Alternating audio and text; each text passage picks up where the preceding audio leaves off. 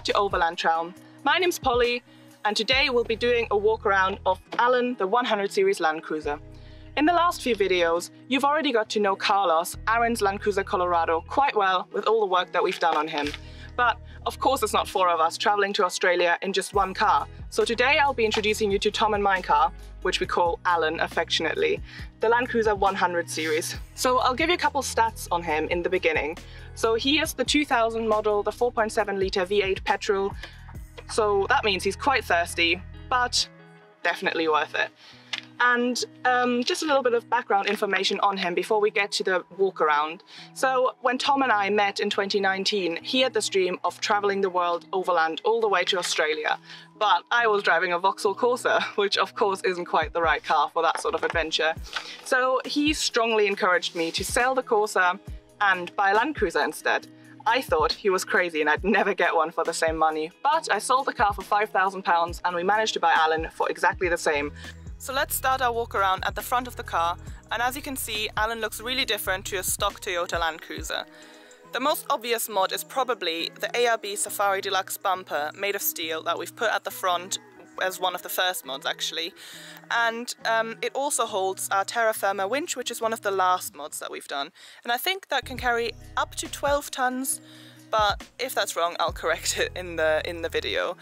So on top of the bull bar, we've got 8.5-inch steady spotlights, and they are amazing. So initially I thought we don't need this, but when you're driving around on small dark country lanes at night, they really make the night day, and they've saved me from running into deer quite a few times, so I wouldn't want to miss them. In the front here we have nice sheepskin seat covers. They're really comfortable, they keep you cool during the summer and warm in the winter, so that's lovely.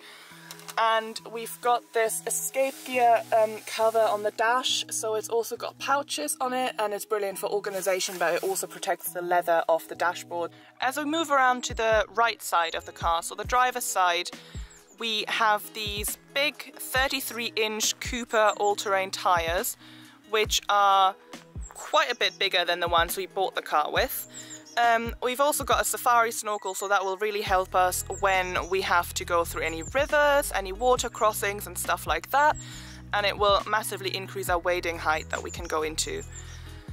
Then on the side of the car here on the top, so of course you can see our roof tent, which is the James Baroud Space XXL, so it opens like this, and like wedge shaped, and it's got some extra space at the bottom as well, at the front end, which is really great because you can put some stuff in there, like for example bags.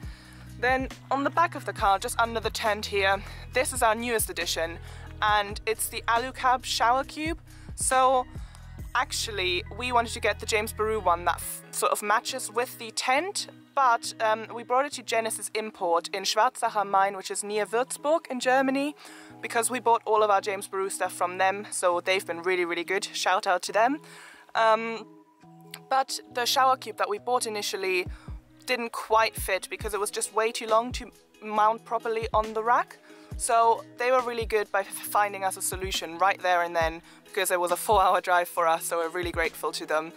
And they found us this AluCab shower cube, which does the same thing really. It's a little bit more simple maybe, but it's brilliant quality. It fits perfectly into this little space next to the tent here, and it's just good to have some privacy to have a shower or just change on the road. So that is something that I'm really excited about. So behind the driver's seats, we've removed the second row of seats to build a storage unit, which will help us just make use of the space more efficiently and essentially fit in more in the car. So on the top here, it's all built of wood, and then I've lined it with carpet so that any luggage and stuff can slide in much easier. And in the middle here, we've actually got 3 storage compartments. So the first one is full of parts and spares and things like that. The middle one has books at the moment, and the last one, if it wants to open, there we go. If the last one has shoes in it. So yeah, so these ones are really useful just for stuff that you don't need all the time. And when we're traveling with Snickers, he sits on here, so he's really well secured, just between the two dog guards on both sides. And he's got his lovely little space where he can look out the window as well, and he settles really nicely there. So if we move to the back of the car now, we've got the ARB rear bumper with the two modular swing out arms. So we've got one spare tire there on the right, and the left is the one with the jerry can holder, and the bracket for the gas bottle there has been fabricated for us by Venture 4x4 in Shipston on Stour. And they've actually done most of the work on our car, and they've done a really good job with that. On the spare tire, on the spare wheel, we've also got Rhino recovery boards, but they're essentially the same as Max Trax, so if we get stuck anywhere in sand or mud, these will rescue us.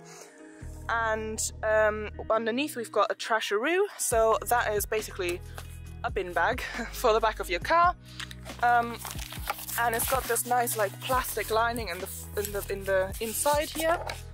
And that is really useful for, you know, when you have your rubbish and you don't want it in the car, so you can keep it in there, and because of the plastic lining you can really easily clean it as well, so that's brilliant. Okay, so now I've opened it up so you can see the two arms swing out to the sides, and then the tailgate folds down like this and the other half is there. So we've got the split tailgate on the LandCruiser, which is brilliant when you just want to sit there, have a cup of tea and enjoy the nice view just like we've got here today. And now let's look inside. So as you can see, we've extended this storage unit from the front also to the back, and for example these side storage compartments, this one here and this one here, they extend all the way to the front, so you can put any long things like, for example, poles to support the awning in there, so that's been really good. And we've got the drawers here that we've built as well. So this one is just a general storage drawer. It's quite big, and it will hold stuff like kitchen supplies, kitchenware, pots and pans, stuff like that. And then the second one is the one that has a stove on top. So that's the Kadak 2 Cook 2 Pro, that's what it's called. And you can open it like this, and then you can just sit on the tailgate and cook. So the gas actually goes onto this really easily like that, and it's just really convenient to kind of set it up like this. And the two drawers underneath, they have, so the one down here, this one, the smaller one has just cutlery and stuff like that, and the bottom one has all of our spices on the side and some plates and things. So let's move to the left side of the car, and the main thing here is our James Baroud Falcon awning. So that is a 270-degree awning, and that wraps all the way around the car. And we've decided for this James Baroud setup because the awning has an opening on the top of it, and you can connect a tunnel to the tent from there. So that means that when it's raining and really horrible outside and you're sat nice and dry under your awning, you don't have to run all the way around your car to then get into your tent. The point is of this tunnel that you can get into your tent dry, which is one of the things that annoyed me most about other awning tent combinations, that if it's raining really, really badly, you have to go all the way around the car and then you'll just get wet in the rain by the time you get in your tent. And no one wants that, let's be honest.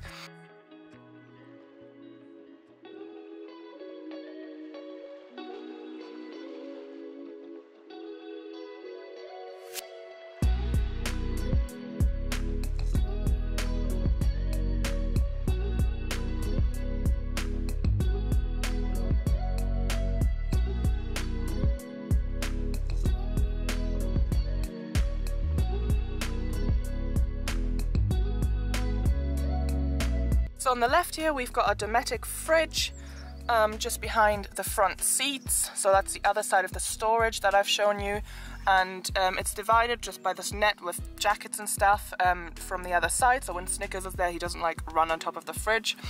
And it's a Dometic 40-litre fridge, and it's quite straightforward in the inside, so it's only got like these two compartments, and the fridge just plugs into the 12-volt socket here, so that's really easy and straightforward to set up for us. And we've also got these lights on the top here. There's one here and one on the other side, just to help us find stuff in the dark when we're looking for things in the car. So that was our walk around of Alan the 100 series. Thank you for watching, and let us know which of these mods you think is essential for a proper overland machine. If you enjoyed the video, like and subscribe to our channel, and we'll see you very, very soon in the next one. Bye!